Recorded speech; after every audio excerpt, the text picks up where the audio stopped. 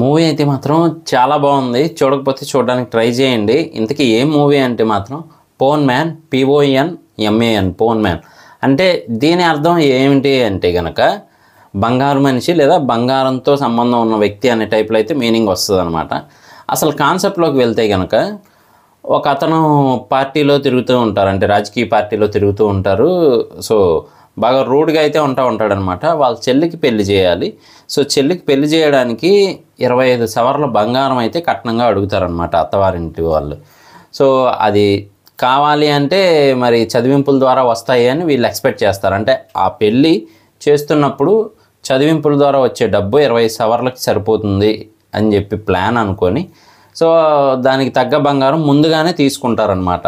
So అంటే ఇప్పుడు ఒక బంగారం కొట్లో నుంచి బంగారాన్ని తీసుకొస్తాడు పర్సన్. తీసుకొచ్చిన తర్వాత ఆ చదివింపు డబ్బుల్లో ఎంతవరకు అయితే సరిపోతుందో అంతవరకు బంగారం ఇచ్చి మిగతా బంగారాన్ని తీసుకొని వెళ్ళిపోతాడు అనమాట. అలాగే ఆ చదివింపు డబ్బుల్ని తీసుకొని వెళ్ళిపోతాడు. సో ఎలా అయితే ఉంటుంది కాన్సెప్ట్.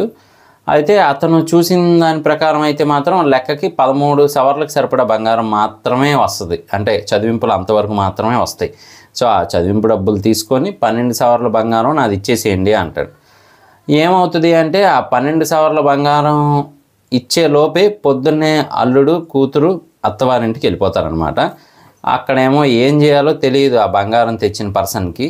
అలా నటించింది ఎవరు అంటే మాత్రం బాసిల్ జోసెఫ్ గారు, అలాగే పెళ్లి కూతురుగా నటించింది లిజ్మోల్ గారు, అలాగే అన్నగా నటించింది ఆనంద్ గారు, ఆవిడకి భర్తగా నటించింది సాజిన్ గారు. ఈయన్ని ఇంతకుముందు అయితే నేను చూసింది అయితే మాత్రం ఈ రంగా అని ఒక క్యారెక్టర్ ఉంటుంది కదా, మీకు అర్థమయ్యేలా చెప్పాలి అంటే మాత్రం ఆవేశం సినిమా ఒకటి వచ్చింది కదా మన అదేనండి షెకావత్ సార్ది, మీకు అర్థమే ఉంటుంది కదా, పుష్పాల షెకావత్ సార్ అనమాట.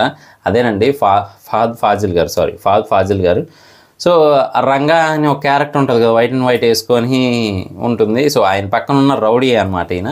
సో ఇందులో అయితే మంచి క్యారెక్టర్ ఇచ్చారని చెప్పొచ్చు. మనకే కొన్ని సీన్స్లో అయితే ఆయన మీద కోపం వస్తూ ఉంటుంది, అలా అయితే ఉంటుంది ఆయన క్యారెక్టరైజేషన్. సో మొత్తానికి ఆ బంగారాన్ని తీసుకొని వెళ్ళిపోవడం జరుగుతుంది. అయితే ఇతనేమో నాకు ఆ బంగారం వస్తే కానీ నేను కదలను, నేను మా సేటుకి చెప్పుకోవాలి లెక్క అని చెప్పి అయితే బాసిల్ జోసెఫ్ గారు అయితే అంటూ ఉంటారనమాట. ఇదంతా ఇలా నడుస్తూ ఉంటుంది. మొత్తానికి వాళ్ళ అత్తవారింటి దగ్గరకు కూడా వెళ్ళిపోతారనమాట. వెళ్ళిన తర్వాత తెలిసేది ఏంటి అంటే అది ఒక మాస్ ఏరియా, అంటే అక్కడి నుంచి బయటికి రావటం కూడా కష్టం అనమాట. సో అలా అయితే ఉంటుంది. అలాంటి ప్లేస్లో ఆ అమ్మాయి ఉంటుంది, ఆ అమ్మాయి ఒంటి మీద బంగారం ఉంటుంది. ఆ బంగారం తీసుకోవడానికి వీళ్ళు అక్కడికి వెళ్ళాలి. సో మొత్తానికైతే వెళ్తారు. వెళ్ళిన తర్వాత అక్కడ నెమ్మదిగా నిజం అనేది బయటకు వస్తుంది.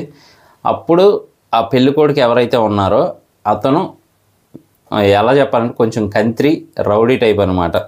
సో అతను మొత్తానికి ఇలా బంగారం కోసం వచ్చాడు వీడు అని తెలిసి కత్తి తీసుకొని పొడి చేస్తాడు. చనిపోయాడు అనుకుంటాడు కానీ మళ్ళీ బతికొస్తాడనమాట బంగారం కోసం అయితే మాత్రం. సో అది అలా జరుగుతూ ఉంటుంది. లాస్ట్కి ఆ అమ్మాయి కూడా చివరికి వదిలేసి బంగారంతో పాటు వచ్చేస్తుంది అనమాట. అలా అయితే జరుగుతుంది. మొత్తానికి ఇతను కూడా ఎవరైతే ఇతను పొడిచాడో ఆ పెళ్లి కొడుకుని కొట్టేసి మొత్తానికి బాగా డ్యామేజ్ చేసి అయితే ఆ బంగారాన్ని తీసుకొని బయటకు వచ్చేస్తాడు. కానీ ఈ మధ్యలో జరిగే స్టోరీ ఏదైతే ఉందో అది నెక్స్ట్ లెవెల్లో ఉంటుంది. ఒకసారి చూడకపోతే మాత్రం చూడడానికి ట్రై చేయండి. Disney+ హాట్‌స్టార్లో అవైలబుల్గా ఉంది. మూవీ చూసిన తర్వాత అయితే మాత్రం మీకు మంచి ఫీల్ వస్తుంది, ఒక మంచి మూవీ చూసామని చెప్పి. సో ఇది నా రివ్యూ మాత్రమే. చూశాక మీకేమనిపించింది అనేది కింద కామెంట్ చేయడం మర్చిపోకండి.